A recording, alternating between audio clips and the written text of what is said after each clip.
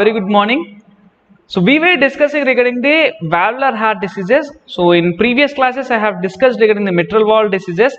We have seen mitral valve stenosis, mitral valve regurgitation and mitral valve prolapse, and I also have discussed regarding the aortic valve stenosis and aortic valve regurgitation. And in today's topic I would like to discuss you regarding the tricuspid stenosis. And now we will see what is this tricuspid stenosis. So stenosis means nothing but narrowing or constriction of the valve. So since here the tricuspid valve is involving, we are calling it as tricuspid stenosis. Narrowing of the tricuspid valve, it is considered as tricuspid stenosis. So if you see the tricuspid stenosis, it is usually occurring together with the aortic or mitral stenosis. So the tricuspid stenosis is mainly occurred whenever there is damage in the left side of the heart. So any damage, either it could be to the aortic wall, either it could be mitral wall, ultimately the pulmonary vasculature is being affected, and from pulmonary vasculature again the blood it is re-entering into the right ventricular, and what it is causing, it is mainly causing the damage to the tricuspid valve. So it also can be occurred due to the rheumatic heart disease, but it is the cause with the rheumatic heart disease is less than 5%. So whenever there is a decreased blood flow from the right atrium to the right ventricle, what will happen? There will be decreased ventricular output.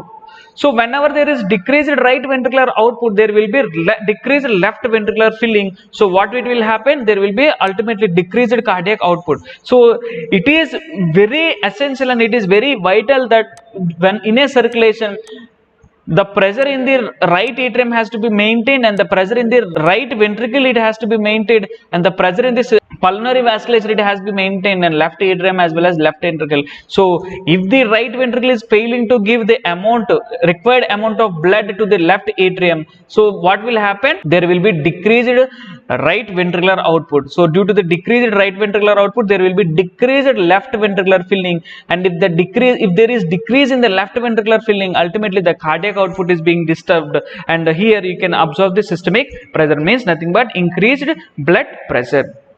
So coming to the causes, as we have seen, rheumatic fever, congenital, there will be fatigue, anorexia, and due to the peripheral edema you can see. And on examination, during the wasting edema or during hepatomegaly or elevated jugular vein pressure, rumbling mid systolic murmurs, these are all some of the causes for this tricuspid stenosis. In order to understand the pathophysiology, just you need to observe the picture here. So here in the if the tricuspid valve is in a proper manner, the amount of blood that is entering into the right atrium, it is being dislodged into the right ventricle. When the required amount of blood from the right atrium is coming into the right ventricle, here it can pump the blood through the pulmonary artery into the lungs, and from lungs again the blood it is re-entering into the left atrium. So when the left atrium is receiving enough amount of blood, again the blood can be pumped into the left ventricle, and we can maintain the cardiac output.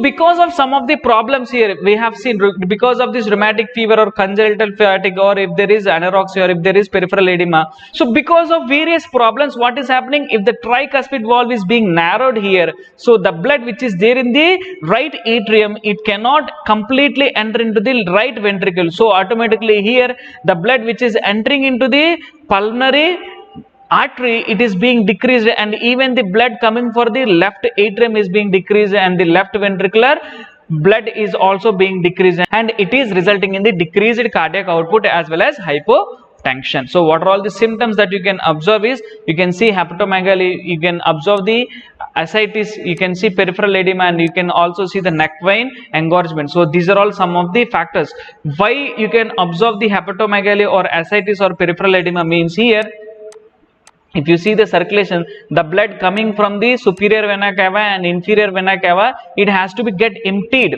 So it is a complete cycle process. But when the blood is not entering into the heart, what will happen? The blood is pooling. The blood is pooling in the venous system of the body.